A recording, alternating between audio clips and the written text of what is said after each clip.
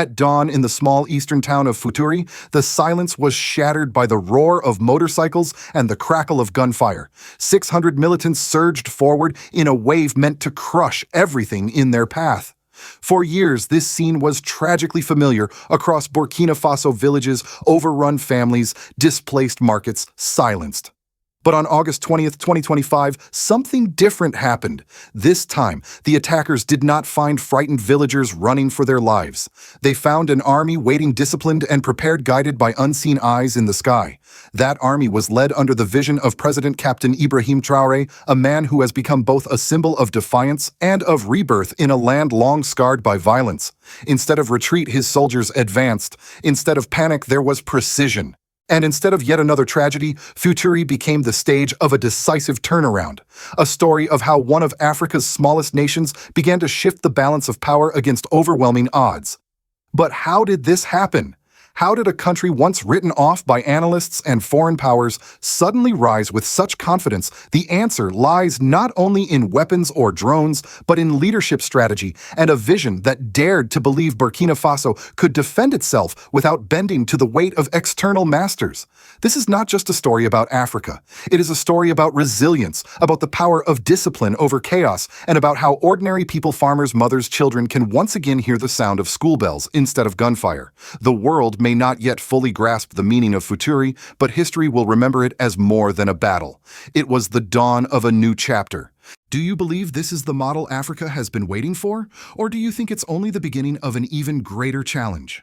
Please share your thoughts in the comments, and if you believe the truth matters more than the headlines, subscribe and join us as we uncover the real story behind Africa's awakening. On the morning of August 20th, 2025, the town of Futuri awoke to the sound of war. Nearly 600 militants armed with machine guns, motorcycles, and a carefully coordinated plan launched an offensive aimed at destabilizing eastern Burkina Faso. Their objective was clear: overwhelm. Local defenses terrorized the population and re-establish their grip on the region. For years, this tactic had worked. Militants thrived on speed, secrecy, and the element of surprise. But this time, something was different. High above the dusty plains, a Bayraktar drone circled silently, its advanced cameras capturing every movement of the insurgents as they assembled for the attack. That intelligence was relayed in real time to commanders on the ground. Within minutes, Burkina Faso's forces, once mocked as under-equipped, were mobilized with precision. Instead of being caught off guard, they were waiting. Instead of being hunted, they became the hunters. As dawn broke, the militants advanced toward Futuri expecting chaos, but what they met was a coordinated counter-operation. Armored vehicles moved swiftly to secure the main roads, cutting off escape routes.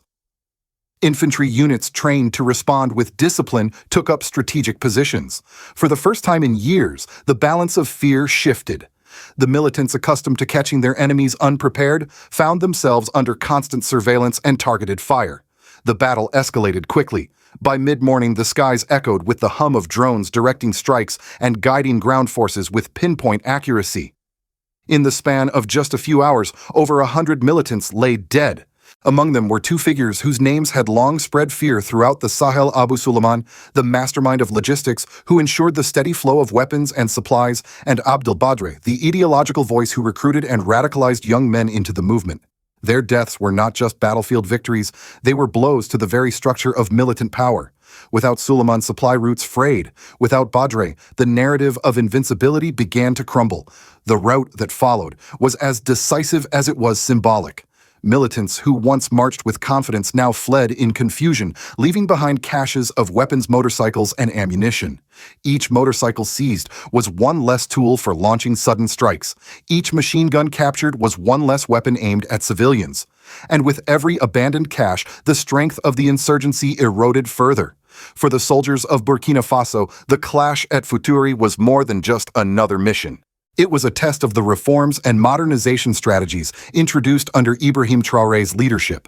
The integration of drones, armored vehicles, and disciplined training had transformed a once reactive army into a proactive force.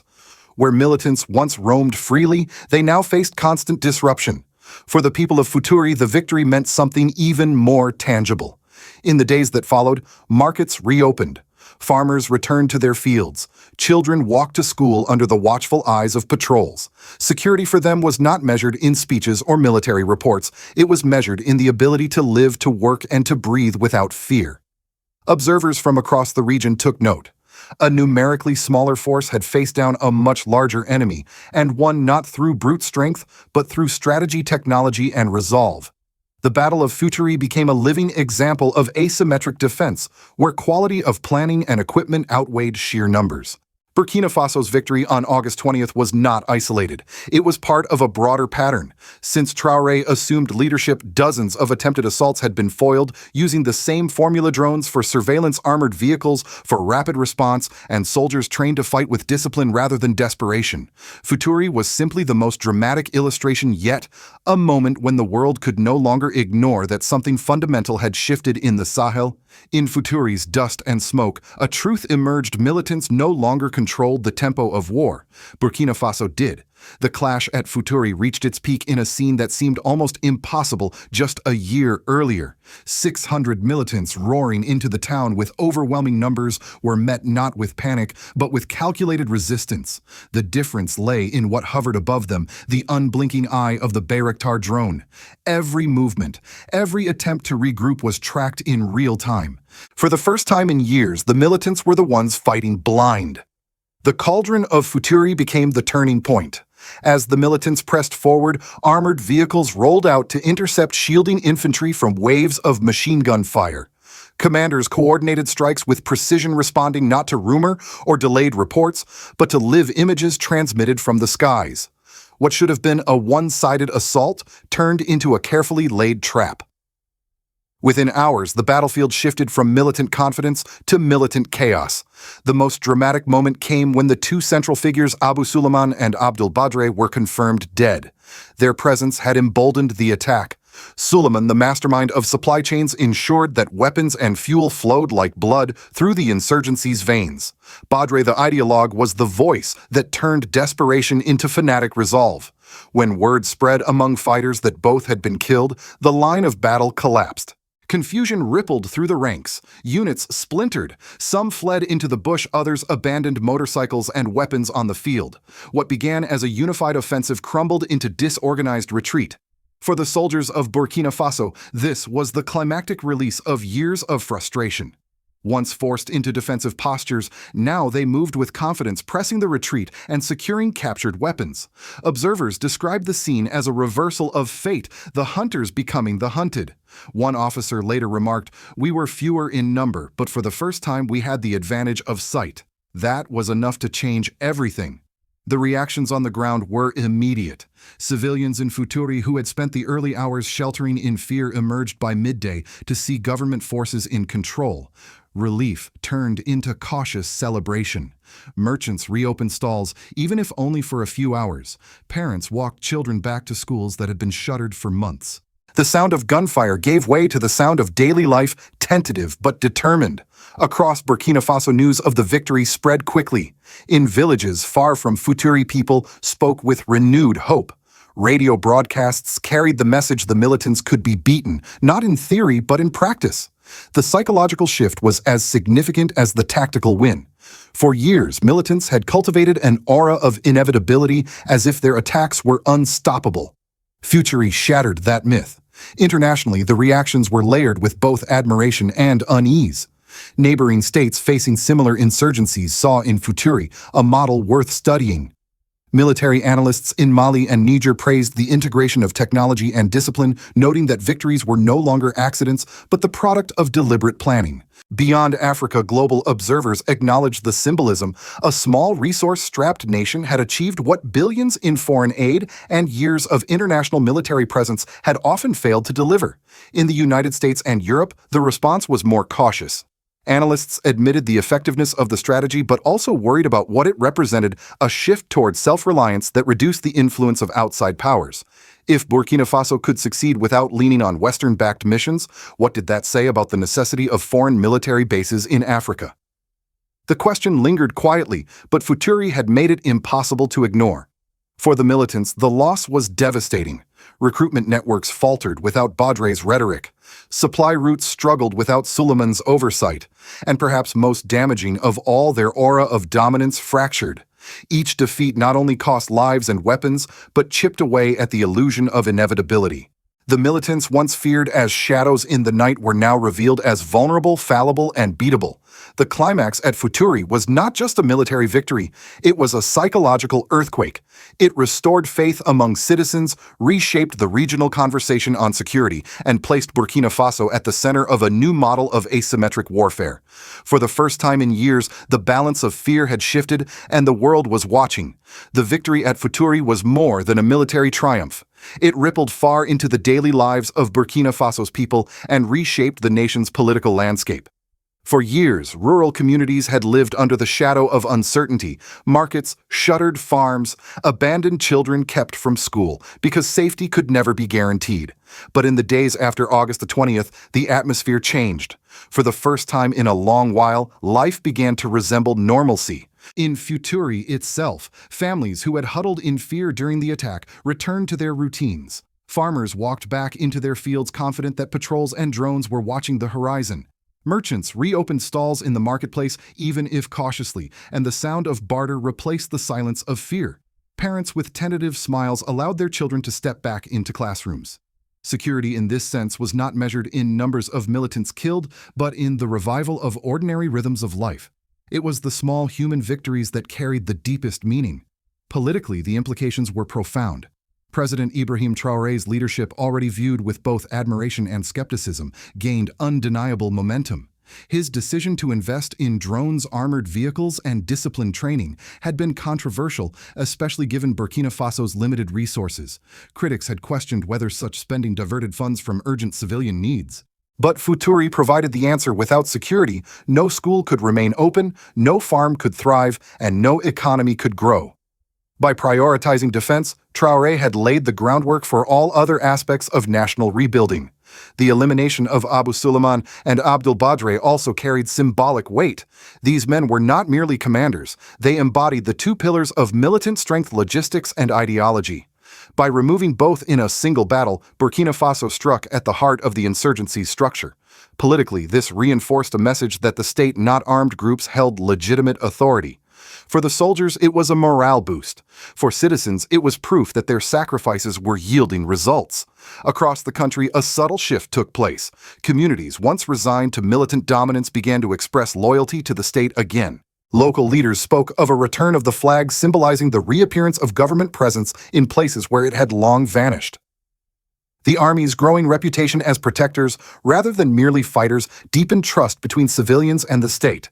On the regional stage, Futuri's outcome gave Burkina Faso new political capital. Within the alliance of Sahel states, which includes Mali and Niger, Traoré's model of modernization resonated strongly. These governments saw not just a military tactic but a political strategy: independence from foreign-led missions and the assertion of African-designed solutions.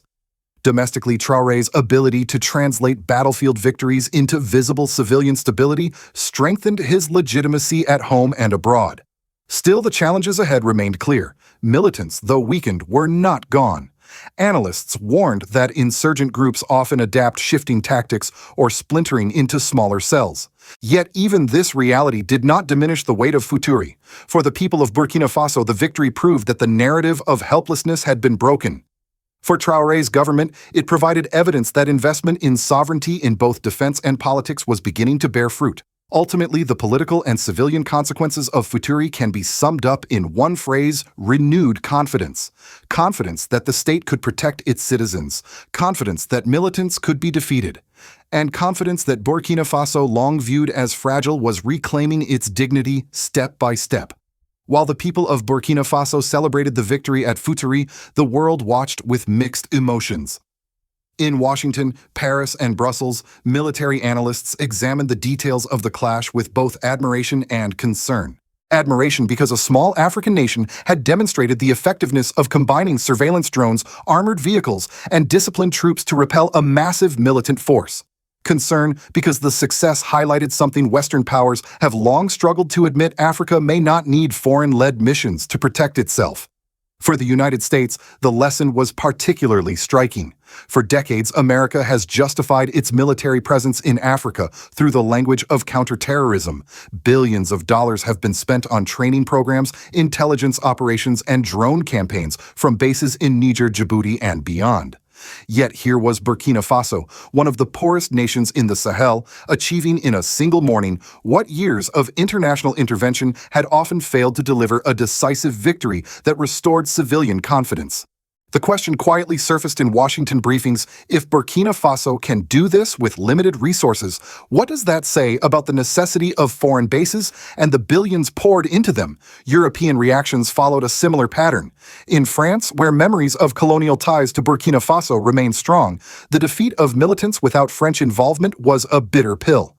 The symbolism was clear. A former colony once dependent on foreign troops had defended itself with its own means. French media, while acknowledging the tactical brilliance of the operation, raised questions about Europe's diminishing role in the Sahel. The sense of losing influence was hard to ignore. In Africa, however, the response was overwhelmingly positive. Leaders in Mali and Niger, already aligned with Burkina Faso in the Alliance of Sahel States AES, hailed the Battle of Futuri as proof that African nations could create their own path to security. Military strategists in Ghana, Nigeria, and Chad openly discussed how drone technology and disciplined training could be replicated. Futuri was not just a Burkina victory, it was a continental case study in self-reliance. For ordinary Africans outside Burkina Faso, the event resonated as a story of dignity. Many saw in President Ibrahim Traoré not only a military leader, but a symbol of defiance against dependency. To them, Futuri was not just about eliminating 100 militants. It was about reclaiming sovereignty, proof that African nations could shift from being managed by outsiders to managing their own destiny. Global think tanks also noted the psychological dimension. Militants, once viewed as an unstoppable tide, had been decisively checked. For years, extremist groups thrived not only on violence, but on the perception of invincibility. Futuri broke that illusion. And in breaking it, the battle sent a signal far beyond Burkina Faso. Insurgent movements could be defeated by African-led solutions rooted in modern tools and local knowledge. From Washington to Bamako, one message was clear: what happened at Futuri was not just another battle. It was a reminder that the balance of power in Africa is shifting, and the world must now reconsider how it engages with a continent increasingly determined to chart its own course.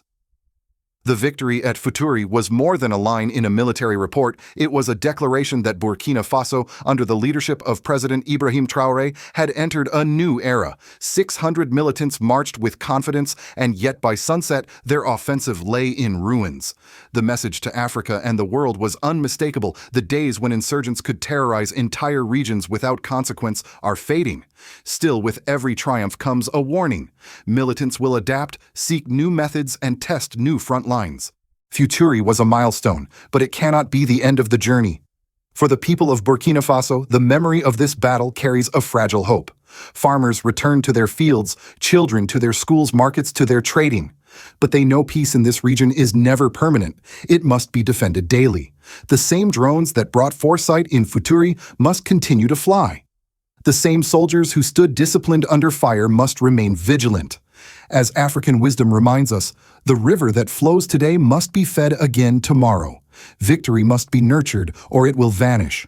Beyond Burkina Faso, the implications are wide-reaching. Futuri has become a symbol of what African nations can achieve when they trust their own strength. From Mali to Niger, from Ghana to Chad, leaders are asking whether the future of security lies not in foreign military bases, but in local ownership of technology, discipline, and strategy. For the West, this shift raises uncomfortable questions.